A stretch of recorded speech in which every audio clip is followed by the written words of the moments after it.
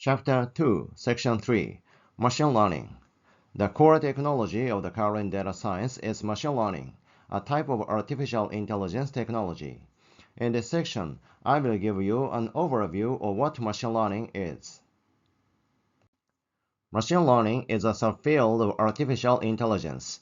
Artificial intelligence, usually called AI, is defined as a system's ability to correctly interpret external data, to learn from such data, and to use those learnings to achieve specific goals and tasks through flexible adaptation.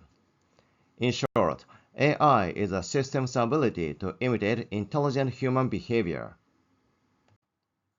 Artificial intelligence includes technology other than machine learning. Machine learning stood out as a subfield of AI from 1980s, and deep learning came to the fore from 2010s. Deep learning is a subfield of machine learning. Recent remarkable development of data science is due to the development of deep learning. So, what is machine learning? The most popular definition of machine learning is that field of study that gives computers the ability to learn without being explicitly programmed. It is often referred to as a quote from Samuel's paper in 1959, but actually, this sentence is not included in the paper. In the 1959 paper, Samuel said, programming computers to learn from experience should eventually eliminate the need for much of this detailed programming effort. According to these quotes, machine learning does not need explicit or detailed programming. However, in a real data science project, we need to develop a machine learning model using programming language like Python. So, what does it mean by without being explicitly programmed, or eliminate the need for much of this detailed programming effort? Let's think about a case where we want to develop a machine learning model that can classify cat images and dog images automatically. Suppose we use usual programming to build this model. That is, we do not use machine learning. In this case, we need to write a code that specifies how to distinguish cats and dogs. So, we need to define what cats are by their appearance and what dogs are. We also need to specify what is not a dog but a cat, and vice versa. We can distinguish cats and dogs with our own eyes, but it is very difficult for us to explain the difference between cats and dogs in their appearance. If we use machine learning to build this model, we do not need to write a code that specifies the criteria to distinguish cats and dogs. Instead, we only need to write a code that specifies the machine learning model's architecture and train the model by input data consisting of many images of cats and dogs. Then, the machine learning model will learn from the data and automatically extract features that distinguish cats and dogs. So, using machine learning, we can solve problems for which we do not know the solution in advance. As we saw in the previous lecture, data science is a multidisciplinary field consisting of mathematics, computer science, and domain expertise. In this figure, machine learning is a fusion of mathematics and computer science. And data science is positioned as the fusion of machine learning and domain expertise. More concisely and clearly, we can depict a relationship between machine learning and data science in this way. Data science is not equivalent with machine learning, and not all data science is machine learning. Data science uses machine learning as a core technology, but it can also use traditional statistics and other analytical methods. What is important is that data science is a scientific study that uses various methods and domain expertise to create meaning from data. There are three types of machine learning: supervised learning, unsupervised learning, and reinforcement learning. In this course, please let me mainly focus on supervised and unsupervised learning. Let's see the major difference between supervised learning and unsupervised learning. The first difference is the objectives. The objective of supervised learning is to develop a model that predicts the outcome, or the model should make inference of a causal relationship.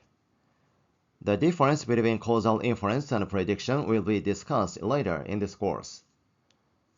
To develop such a model, a supervised learning uses a labeled dataset. A labeled dataset is a dataset that contains a label variable. A label is a variable that represents a predefined category or quantitative measures. Examples include color, which is a predefined category in that we know color types and we can distinguish various colors. Examples of a quantitative label include body weight, in that we know what body weight is, and we can measure it by an established way. A label variable is also called a target variable or an outcome variable. As for unsupervised learning, the purpose is to find unknown patterns in data. Unsupervised learning is applied to a problem where we have no predefined outcomes. That is, even though we have an abstract definition of the outcome, we do not know the specific categories of values that consist of the outcome. Since we have no predefined outcomes, the data does not have a label, so we use unlabeled data for unsupervised learning. In supervised learning, we use labeled data, which consists of predictor variables and a label. Predictor variables are often called features, but exactly the term features mean variables that can be used for analysis. So, features can include variables other than predictor variables.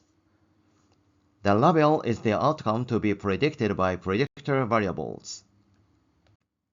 So, in a cause and effect relationship, predictors are causes and a label is the effect. Using a label dataset, a supervised model learns a function that represents the underlying relationship between the predictor variables and the target variable. This learning process is usually called model training. The function uses predictor variable as input and output predicted values of the label. If the model training goes well, a supervised model predicts a label correctly. In unsupervised learning, we use unlabeled data, which consists of features but does not include specific labels. So, in unsupervised learning, we do not have outcome variables in advance. Using an unlabeled dataset, an unsupervised model reveals underlying patterns or structures in data. So, if we input features to a model, the model outputs some patterns inherent in data. These are popular types of supervised and unsupervised learning. Supervised learning can be classified into regression and classification. Regression is used when the label is a numerical variable. Classification is used when the label is a categorical variable. The popular types of unsupervised learning are clustering and dimensionality reduction. Clustering is used to identify unknown groups inherent in data. Dimensionality reduction is used to reduce the number of features by identifying a set of principal variables. Dimensionality reduction may not be intuitively understandable, but it will be explained later in this course. Well, let's see examples for deeper understanding. Suppose we are in the Human Resource Department and analyze employee data. This is data of salespersons. It contains data of each salesperson's age, gender, years of experience, job satisfaction score, and sales performance measured by sales amount. As a use case of supervised learning, we can use sales performance as the label variable and other 4 variables as predictors. Then, we can develop a model that predicts sales performance. The prediction model can make prediction for unknown data. Suppose we completed the model training. And suppose we obtain a dataset of newly hired sales employees. Since they are freshmen, we have no data of sales performance. But we can use our prediction model to predict a newcomer's sales performance by inputting the predictor variables to the trained model. Next, let's see an example of unsupervised learning by the same data. Here, we do not use the variable named performance as a label. It is used as just one of the features. Here, we apply clustering algorithm to identify unknown groups of these salespersons. Using these features, the clustering algorithm will identify clusters that group these salespersons properly. The clustering algorithms group salespersons into clusters, cluster 1 and cluster 2. Unlike a case of supervised learning, unsupervised learning does not use a label data. Unsupervised learning generates new variables, here cluster, from a label data.